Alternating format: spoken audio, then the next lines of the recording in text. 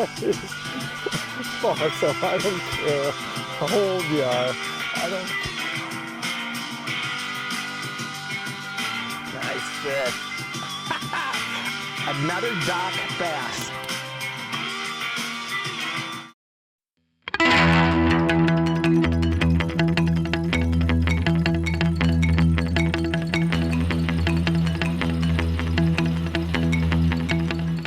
Hey folks, Mike Frisch here with this week's Northland Fisherman. We're going to talk about a jig that's been around a long time, probably 4 decades or so. It's the Whistler Jig from Northland Tackle. This jig is a dynamite jig, and it's one that I used a bunch several years ago, kind of forgot about it, and that was a mistake because the Whistler Jig is still a tremendous jig. I use it in 3 situations. Recently we were on the Rainy River. We were anchored or spot locked in a particular area, and what we were doing is we were using this jig baited with a minnow, and what we were doing is we were letting it down to the bottom and then pulling it into the current and letting it settle back. And the Whistler Jig with that Whistler blade, that propeller blade, really does 2 things. Number 1, that blade as it spins, water was kind of off colored, it was a little bit dirty. That increased flash and vibration of the propeller blade does a great job of attracting fish in that situation.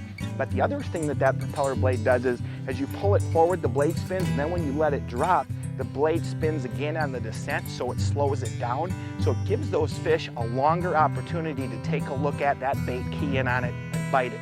So the Whistler Jig works great in that situation. It's enhanced in the last year with these new UV colors. So not only do we've got that propeller blade for added attraction, but we've got some great color schemes in it as well. Comes in an 1/8, a 1/4, and a 3/8 ounce size. So all the sizes and all the colors works great. Now, I've also had success over the years with smaller whistlers baited with soft plastics.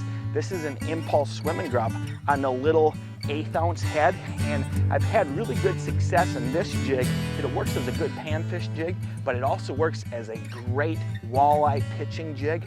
Several years ago in a tournament on Big Stone Lake, we had a really good catch in one of the days of the tournament. Here's what we did. We found a point, a wind-blown point with a little eddy behind it, and the walleyes were stacked up in that little eddy, and we cast the whistlers in there and we swam them slowly back. It's kind of like a mini crankbait that the fish haven't seen before. So you can bait the whistler with a soft plastic, and the added action of the spinning blade as well as that tail as it comes through the water column, that can be a great bait, and again, one that the fish haven't seen as much either. Here's another way that I use the whistler. I'll bait it with a minnow in a clear water situation, particularly a spot tail shiner early in the season in a walleye fishing situation. And what I like to do is I'll slowly troll or drift along maybe a 1/2 mile an hour, 3/4 mile an hour, and I'll pull it and let it settle back.